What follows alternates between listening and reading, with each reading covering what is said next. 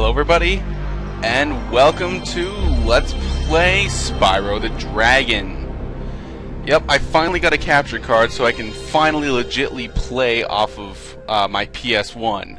Now I'm starting here. I'm not gonna do anything too fancy. No Xbox 360, no Wii U.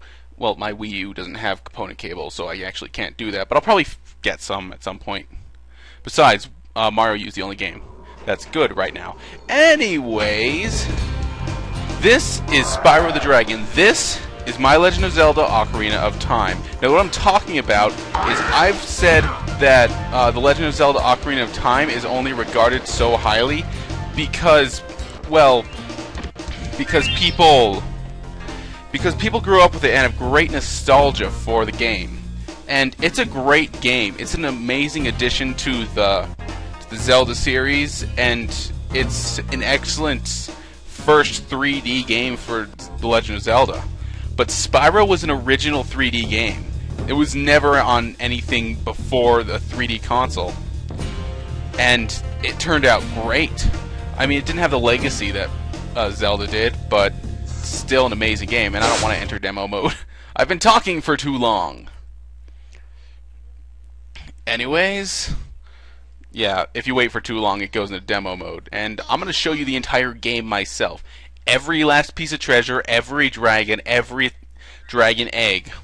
I'm going to get everything in this game. Alright. So, I'm just going to start a new game over this file here. Overwrite. And in the world of dragons.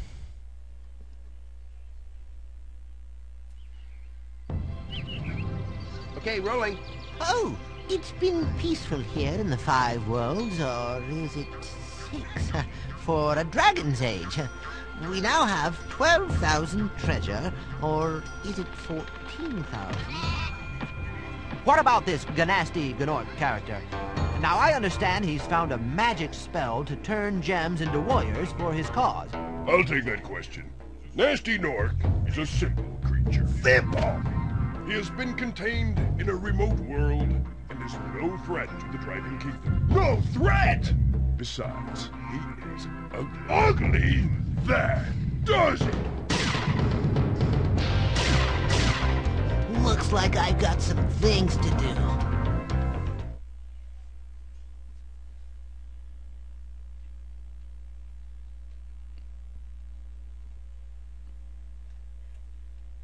Alright, so we are playing as Spyro the Dragon. This cute little purple guy is Spyro.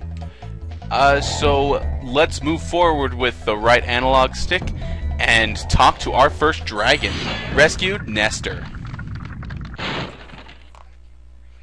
Thank you for releasing me, Spyro. Free 10 dragons in the Artisan world. Then find the balloonist. He'll transport you to the next world. What about Nasty Gnorc? I'm going after him. Find dragons first. That's all I can tell you. Alright, so that was the first dragon, and he told us to rescue 10 dragons in the Artisan world.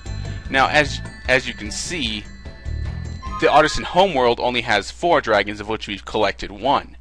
Also, there's 100 treasure, but I'll explain that after the dragons. Nasty Gnorc destroyed all of the... Well, not destroyed, but he captured all of the dragons in Crystal. And now we need to free them. There are 80 dragons in total, and they're the collectibles of this game. Now, let's move on to treasure. There is 12,000 treasure in this game, or was it 14,000?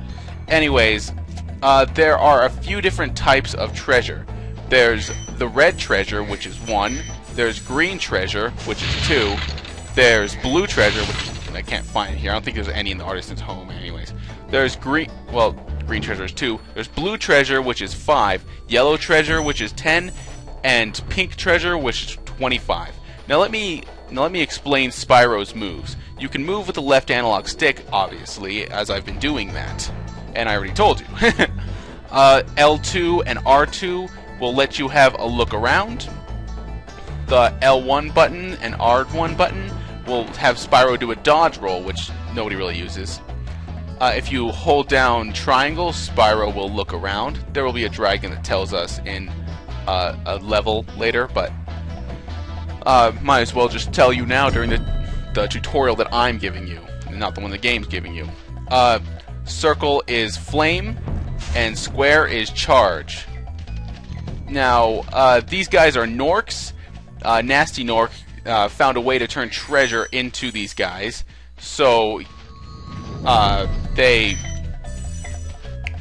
have treasure inside them. If you attack a Nork, then you'll extract the treasure, and without the base for its magical embodiment, then it just kind of ceases to exist. Like, its body stays there for a few seconds, but then disappears. These are chests. They can be flamed or charged. This is an extra life. You can see little eyes popping out there. You charge it or flame it, and you get an extra life. That's 5 Spyros. Alright, now I think I should let my boy Delvin explain Sparks. So let's go over here and free him. Rescue Delvin. Where's Nasty Nork? I'll torch him. Keep your horns on, Spyro! You have much to learn first. Do you know what the dragonfly following you is doing? His name is Sparks, and he's helping and protecting you. Keep an eye on him and see what I mean. Alright, so the dragonfly following us, his name is Sparks, and he is not only a handy way to pick up treasure that's close by, he is our health meter. Now, if you take a look, if we go into this water, well, there's really no water in the dragon realms.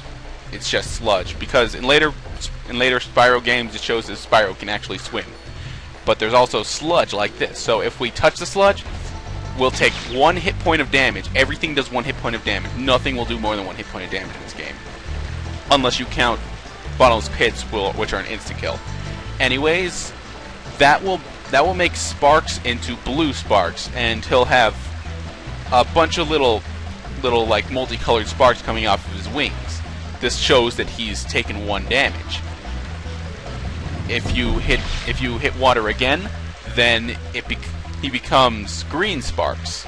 Now, he's just a regular dragonfly at this point and doesn't have a whole lot left to offer. He has 1 more hit, and then Sparks is gone. Now, we have no Sparks, and because we have no Sparks, it's a lot more annoying to pick up treasure. Like, we actually have to physically walk up and touch it, which can be extremely tedious and annoying if you don't have a Sparks. It doesn't look so bad at first, but when you're going around collecting all the treasure in the world, then it gets pretty bad. Anyways, if you destroy one of these small animals, then Sparks will regenerate. Destroy another one, and you'll get a butterfly. Sparks will eat this butterfly and gain 1 hit point. If you find at least 3 small animals, then you can get Sparks back to full health. 1 to regenerate him, 1 to get him to blue, and 1 to get him to gold. So yeah, let's just flame this Nork and get our treasure. And I think that's the majority of everything that I've needed to explain. At least I think it is. So, if you press the select button, you can see the status screen. I'll be doing this a lot during this Let's Play. Just because I will be 100%ing this game. I 100% this game every time I play it. I'm pretty sure I even went back and 100%ed it the first time I played it when I was like 8. Or whenever this game came out. I'm pretty sure my sister got it on release. But, I don't know. Maybe that's a fabrication, but I believe it to be true. Anyways, you can see that there are 4 dragons and 100 treasure. We're about halfway on both. So, we're about halfway done with the Artisins world. And here's a dragon right over here. Rescued Argus. Cool Flash, do that again. The Artisan's boss is through a portal in the Dragon Mouth, but you are not yet ready, Spyro. First you must complete one of the other Artisan lands. So once we complete one of the other Artisan worlds, well, one of the Artisan lands, this Dragon Mouth will open, and we can go in and fight the boss of the Artisan's world. And I'm going to be finding the boss of the Artisins world second to last. There's 2 special worlds in each, well, 2 special levels, I should say, in each world. You can flame the flowers here. Just little details like that make the game so much cooler. Anyways, there are 2 special. There's a boss level and there's a flying level, which in later games get renamed to speedways. But I'm gonna call them flying levels because that's what I always called them. Anyways, I'm going to be doing all of the levels in no particular order, just whatever order I feel like. Then I'm going to be doing the boss and then the flying level. After that, I'll be moving on to the balloonist and going on to the next world. So that's how this is going to work. Anyways, rescue Thomas. Hey, Spyro, press the jump button twice to glide. And don't be afraid. Afraid? Of what? Falling from high mountain peaks? Plummeting into prehistoric glaciers? Oh, that. Yes. If we hit the X button while we're still in the air, we can glide down. And Thomas was right to tell us not to be afraid, because there's no such thing as fall damage in this game. No matter how far no matter how far you fall, you will never take any damage from fall damage. But be careful around those Norks, because they will hurt you. Not these ones, of course, because I'm pretty sure they're the first drafts of Norks. They're cowardly, but hey, they're a physical being, so that's success in Nasty's book. Anyways, I believe we are almost finished here. Just need to go back up this whirlwind, get that treasure chest, those 3 gems over there. Now, I do like how when you can see gems in the distance, it doesn't actually draw them if they're too far away, but you will see the little sparkles. So it's a good way of getting around that limitation of the PS1. And, oh geez, I'm missing 2 gems. Anyways. Welcome to Let's Find Those Last 2 Gems. You are our next contestant on Let's Find Those Last 2 Gems. Oh, hey, look, you found those last 2 gems. Hopefully we won't see you again. Yeah, I'll probably cut out next time we play Let's Find Those Last 2 Gems. Anyways, checking our status screen, that's 4 dragons and 100 treasure down. So glad I can finally do this game for you guys. And in the next episode, we're gonna go and check out Stone Hill. So this is me, Thrasho2, saying be cool, save often, and don't do anything I wouldn't.